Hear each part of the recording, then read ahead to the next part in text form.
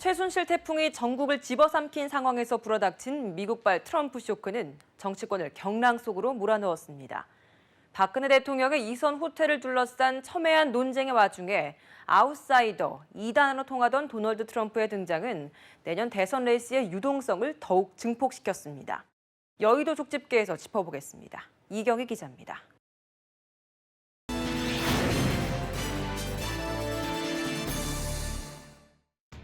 내후 외환, 지난 한 주 대한민국의 상황을 압축합니다. 비선실세 최순실 씨와 그 측근들에 대한 수사가 본격화하면서 하나씩 맞춰지는 퍼즐에 국민의 분노는 끌어올랐습니다. 거리에 촛불은 타올랐고 여야는 저마다의 해법을 앞세웠지만 충돌만 거듭했습니다. 이런 가운데 날아든 미국발 트럼프 쇼크는 전국을 또 한 번 강타했습니다. Working together, we will begin the urgent task of rebuilding our nation and renewing the American dream. Every single American will have the opportunity to realize his or her fullest potential. 안팎으로 잇따르는 돌발 변수에 전국의 불확실성이 커지면서 대선 판도는 요동치고 있습니다.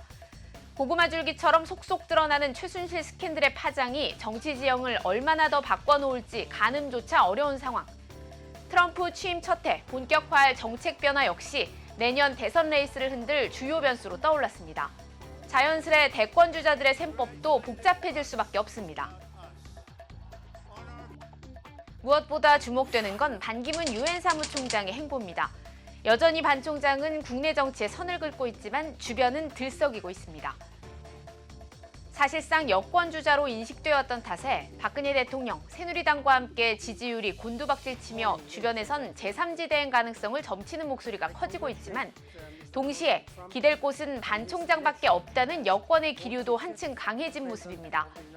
친박 주류는 반 총장이 귀국하는 내년 1월까지 어떻게든 버텨낸 뒤 반 총장을 구심점으로 판도를 바꿔보겠다는 구상이고 정진석 원내대표 등 충청권 의원들은 여권 리빌딩을 위한 카드로 반 총장을 활용하겠다는 전략적 속내를 드러내고 있습니다.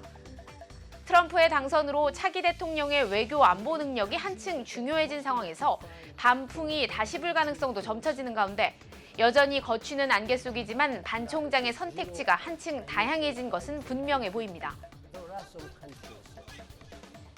상승세를 탄 야권의 유력 주자 문재인 전 민주당 대표는 신중 모드 속에서도 박근혜 대통령을 향한 압박 수위를 점점 끌어올리는 모습입니다. 중대 결심이란 표현도 다시 입에 올렸습니다. 거국 중립 내각 구성, 이선 후퇴 선언에 이어 군 통수권까지 내려놓을 것을 촉구했고 하야란 단어를 꺼내진 않았지만 정권 퇴진 쪽으로 점점 다가서는 모습입니다.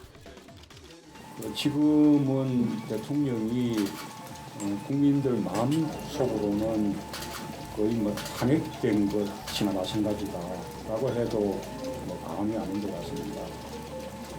대통령이 국정을 정상적으로 수행할 수 없는 그런 상황입니다. 정말 지금 상황이 안타깝고 또 예민해진다고 봅니다. 그러나 센 발언을 쏟아낼수록 고민도 깊어진다는 게 딜레마입니다. 보다 적극적 대응을 요구하는 진보 진영 표심을 의식하지 않을 수 없지만 여기에 본격 가세할 경우 당선을 위한 최대 과제인 표의 확장성은 차단될 수밖에 없기 때문입니다.